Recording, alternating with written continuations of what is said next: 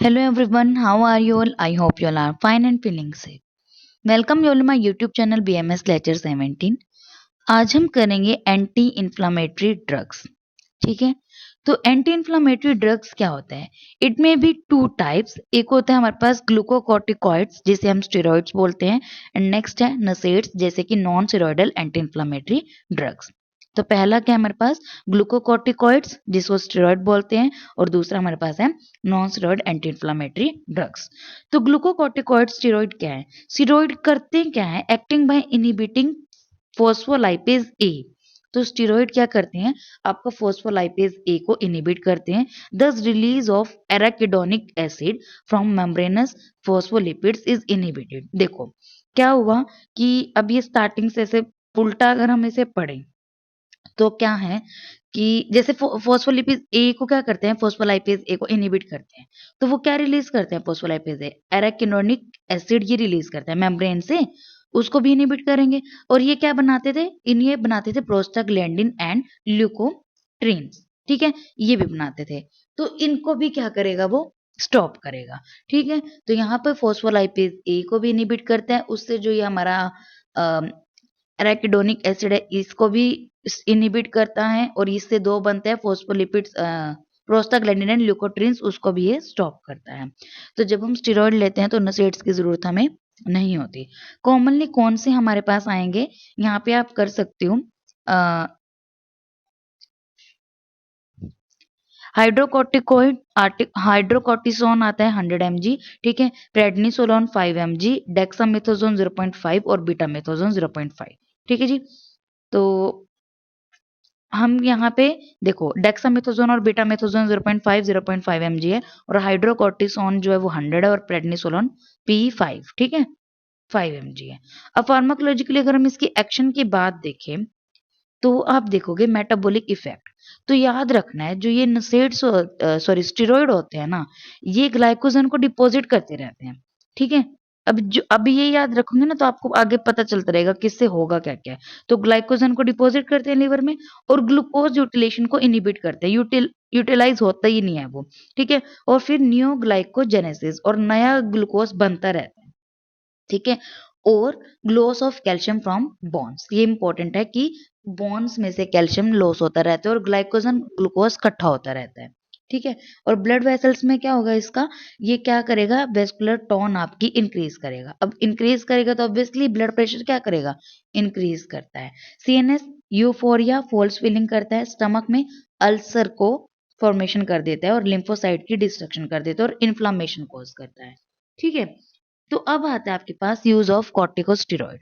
एक replacement therapy के तौर पे, एक होता है फार्माकोथेरेपी। रिप्लेसमेंट में आप देखोगे acute and chronic adrenal insufficiency में, और फार्माकोथेरेपी। ठीक है जी, इसके प्रिंसिपल बता रखा है इन्होंने।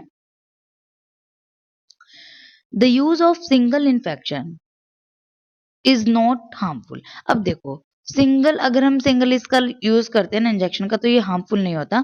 शॉर्ट कोर्स अगर हम इसका लेते हैं तो भी हार्मफुल नहीं होता। लेकिन अगर कोई लंबे समय से इसको यूज करता रहता है, ठीक है, तो यहाँ पे हमारा लंबे समय से अगर करता रहता है उसका यूज, तब ये हमारे लिए डेंजरस होता है। और इसकी डोज हमेशा मिनिमम रखनी चाहिए, और 2 वीक तक देनी है, उसके बाद ग्रेजुअली डिक्रीज करते रहना है। ठीक है, the use of steroid is justified in, ये क्या क्या करता है? अर्थराइटिस करता है।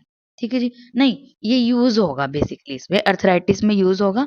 ठीक है, इन्फ्लामेशन में यूज होगा, इम्यूनोलॉजिकल डिसऑर्डर्स में ये यूज होता है, क्योंकि ये हमारी इम्यूनिटी को स्प्रेस कर देता है बेसिकली। जैसे ऑटो इम्यून में तो हमारी इम्यूनिटी खुद ही इसके सेल्स को खत्म करती है ना, तो वहां पे स्प्रेस कर देते हैं। ब्रोंकियल अस्थमा में, और आई डिसीज में, स्किन में, और in case of organ transplantation में ये यूज होता है। ठीक है, अब इसके एडवर्स इफेक्ट और कॉन्ट्राइंडिकेशन क्या है? क्या क्या आएगा? पेप्टिक अल्सर, हमने तो पढ़ा ही था कि ये अल्सर फॉर्मेशन करता है, अल्सरजेनिक है ना। और डायबिटीज मेलाइटिस, क्यों? क्योंकि ग्लूकोज इकट्ठा होता रह रहा है। हाइपरटेंशन, क्योंकि इसकी क्या है? इंक्रीज वेस्कुलर टोन थी। प्रेगनेंसी में नहीं देना। ट्यूबरक्लोसिस एंड अदर इन्फेक्शन में, और ऑस्टियोपोरोसिस करता है। क्यों? कैल्शियम तो लॉस होता ही रहा है इसके अंदर, और कंजेस्टिव कार्डिक फेलर आएगा। ठीक है, नेक्स्ट आता है आपके पास, इसको हम कैसे कम कर सकते हैं? पहली बात तो ये थोड़े टाइम के लिए लो, डोज इसकी कम रखो, और सुबह लेनी है खाने के बाद एक टाइम। ठीक है जी, ठीक है, ये हमारा क्या था, स्टेरॉइड था। तो एक बार दोबारा बता देती हूँ। तो स्टेरॉइड में हमारा एंटी इन्फ्लेमेटरी ड्रग्स में क्या है, दो टाइप के ग्लूकोकॉर्टिकॉइड स्टेरॉइड, ग्लूकोकॉर्टिकॉइड स्टेरॉइड है और आपका नसेड्स हैं। ग्लूकोकॉर्टिकॉइड्स में हमने बताया कि इनहिबिट करता है फोस्फोलाइपेज ए को, जो कि आपका रिलीज करता है डेट इज एराकिडोनिक एसिड होता है, और वो भी आपकी दो चीजें करता है, डेट इज प्रोस्टाग्लैंडिन एंड ल्यूकोट्रीन्स। ठीक है जी। तो अब हमने बता दिया इसके अंदर क्या होता है, हाइड्रोकोर्टी सोन होता है, प्रेडनिसोलोन होता है, उसके बाद हमारा डेक्सामेथासोन, बीटामेथासोन होता है।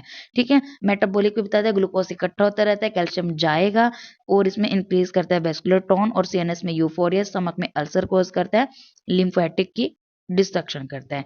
यूज एक इसका रिप्लेसमेंट, एक इसका फार्माकोथेरेपी। जनरल बता दिया, सिंगल यूज करना चाहिए, मतलब सिंगल इंजेक्शन थोड़े टाइम के लिए यूज करना चाहिए, और और बताया था कि 2 हफ्ते अगर हो जाएँ, तो उस 2 हफ्ते तक ही देना है और फिर ये डिक्रीज़ करते रहनी है इसकी डोज़, ठीक है? कहाँ यूज़ करना है? अर्थराइटिस में, इम्यूनोलॉजिकल डिसीज़ में, कोई भी डिसऑर्डर और ब्रोंकियल अस्थमा में, आई डिसीज़, स्किन में और ऑर्गन ट्रांसप्लांटेशन में।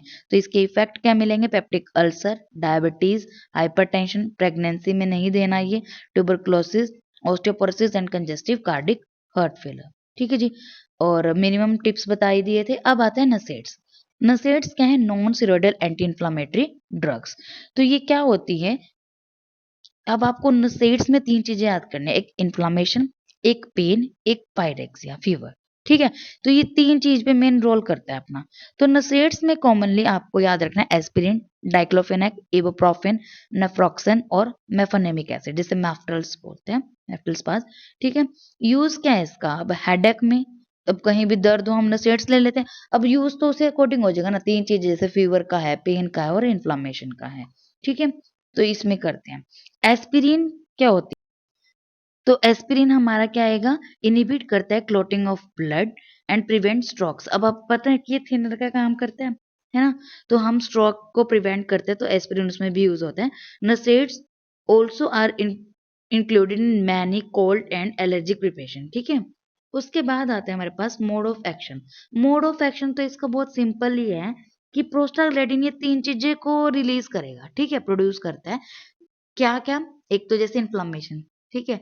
वो तो हील होने के लिए भी इस कारण करते हैं, और एक हमारा पेन आएगा, ठीक है? और फीवर आता है, और ब्लड क्लॉटिंग फंक्शन, तभी तो बताया था थिनर का काम जैसे एस्पिरिन में, और स्टमक की लाइनिंग को प्रोटेक्ट करता है कि जिससे डैमेज इफेक्ट एसिड का ना हो उसपे। तो prostaglandin are produce within the body cells, ठीक है?